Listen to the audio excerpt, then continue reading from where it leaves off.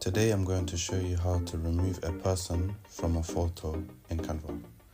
So head to Canva, create a design, custom size, choose the size you want to use,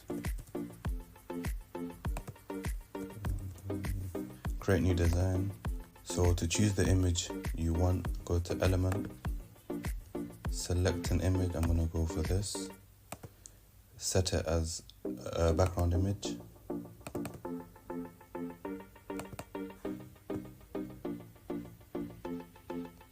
and to remove this person you would want to go to edit photo, use Canva's new Magic Studio tool, Magic Eraser.